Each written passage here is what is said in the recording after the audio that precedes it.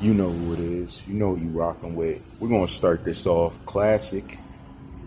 I'm going to let you guys know I now have a Twitter that's strictly devoted to my followers and everybody that rocks with Commenter Nation. Hashtag Commenter Nation in the comments below.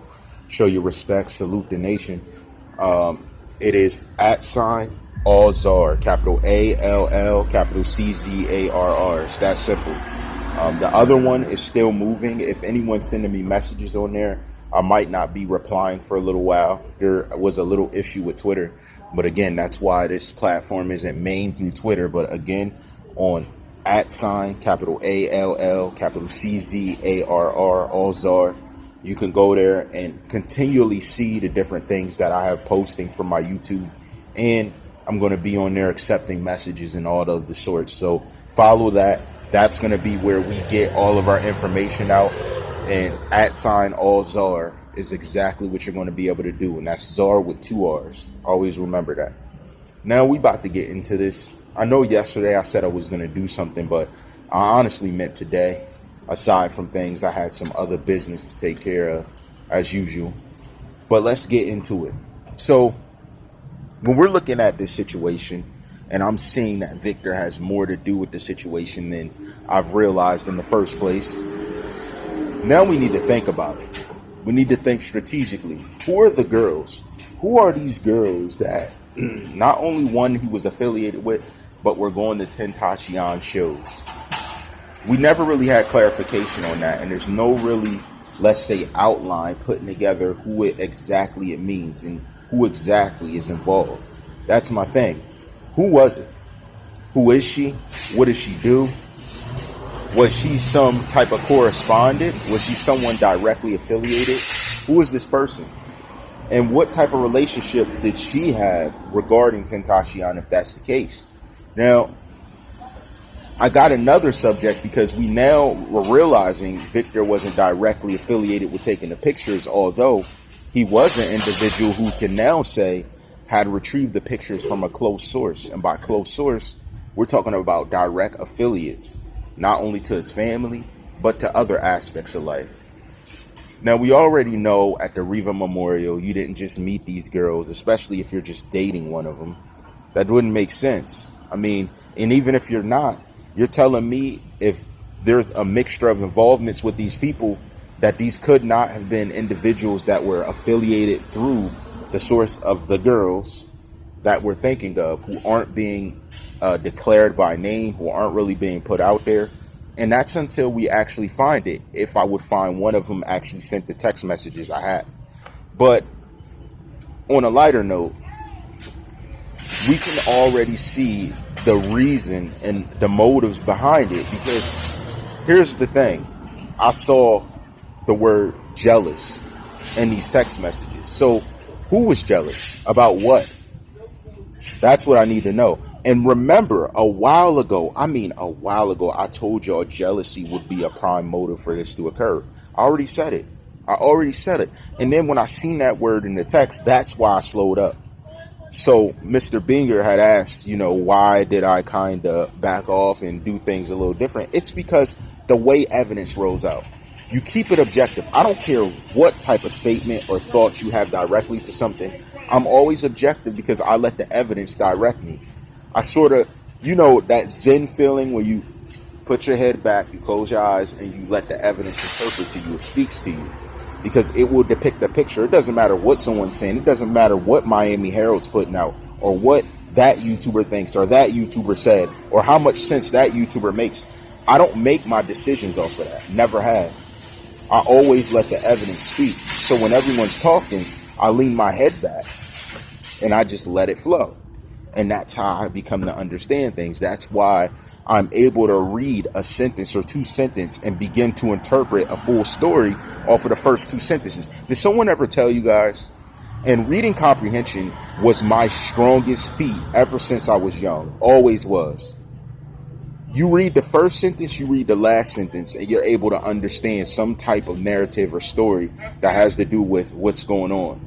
That's in your life, that's in a document, that's in anything. That's the first thing I do before I read an entire document. Yes, the in-between can lead me through in and out, weaving, ducking, dodging, throughout a subject, but the first and last sentence is going to give you a full ideology for what the person is trying to bring you into, and then the last sentence is going to be what they're trying to bring out of it. You see, because the last sentence is supposed to be a declarative sentence that declares the intent overall. Now, the first sentence is supposed to be the introductive sentence that actually brings in some sort of understanding. And what happens is people who aren't good writers, they can't do this. And that is why a lot of times they fall short in pieces they write, books they write, different things they do. You don't bring it home. You don't engage me.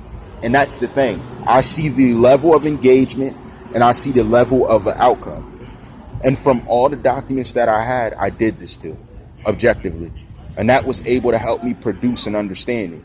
And that's where most people lack. You see, it's not about how I design something to make it look good. It's about what it is. So you can look like this, but what is it? And that's the problem with most people. They can't develop that type of understanding, and they can't take that type of look at it. And that is why I'm me, and that's why they're them. That's the simple reason.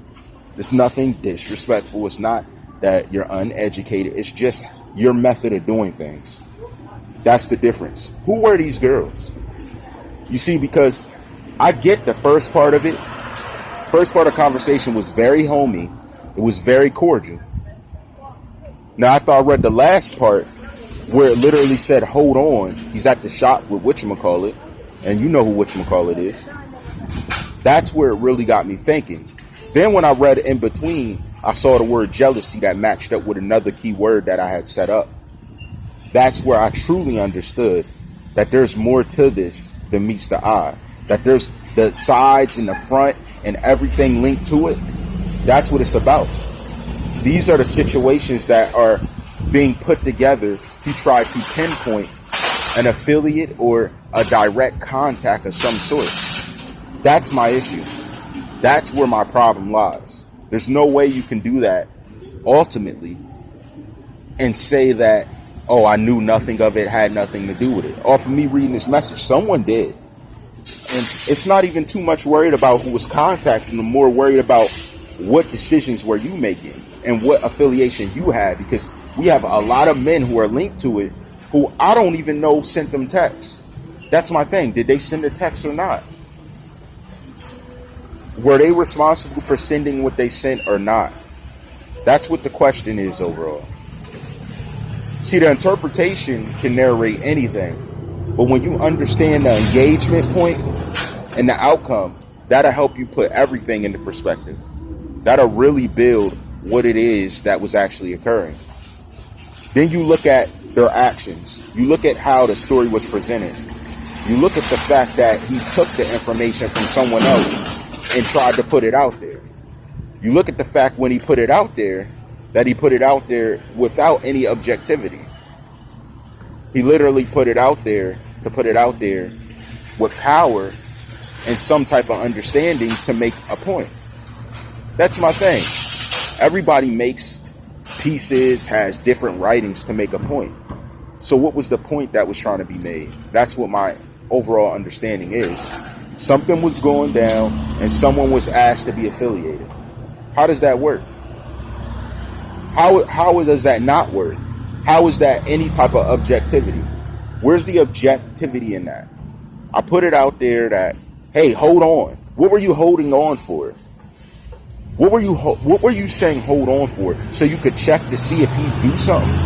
Or was it to give him the heads up to begin to do what he was supposed to do? See, that's the thing. None of this is explained. None of this comes to any sort of conclusion. But that's how I know it's crazy. That's how I know there's more to it. And let me tell you guys something if you didn't know. Women are some of the greatest setup artists in the world. That's just a fact. They know what to do to be seductive, to get a man's mind to think a certain way. And a simp will follow behind them in a setup of some sort. They will. Now, there are people who prepare properly and they look intuitively at what they're being told. But a lot of times, a simp will go along with what a woman says because he doesn't have a backbone of his own to make some decision and let her know, nah, we ain't doing this. Or, nah, stop talking to that person. Or, nah, I don't think this is a good idea. They can't say those things. because they're so scared that if they would say those things, that she would not be there, that they don't realize that they're putting themselves in a position to be ousted. And that's my problem with this. The girls. What girls? Shout the commenter nation. I'll gladly post your name with it if you want me to. But I know a lot of you have a lot of professional things going on, and you just would like to send me information. One of the people that told me they didn't really want their name out there like that, but they are giving me information. Who are these girls? Who are the ones contacting? Was he just a simp that followed a girl's command? Or was there more to it? What was the gist of it? That's what the whole understanding needs to be made, and that's what the issue is. There's no comprehension of what the exact situation was. There's no, let's say, conclusion to lead me to believe they had nothing to do with it. On top of that, it looks bad. The text messages look bad. And the way the information unrolled looked bad. I give people the heart and the mind to want to blast certain music. Let's listen to it. Yeah, I'm not to him. He's good people. He's good peoples. Now, I want you, if you got music, honestly, if you got music, yo, drive by and it's a demo and I realize it's something different, you could drive by and blast it. I ain't got no problem. You're probably part of Commenter Nation anyway. Rock with it. See, I support other artists. I support it. I'm different in this. I'm different in how I move. I support other artists' dreams and stuff. You know, I support the music. So, you know, I just can have a snippet of it. I can't have like the whole song. But who are these girls? Who are these girls involved in the situation? That's what the question is. You know the new Twitter, @TheCzarr, capital ALLCZARR. And you know how I'm rocking. You know the movement. You know how it goes. Hashtag Commenter Nation for life. You know how I rock. We're going to get into it. All rights reserved.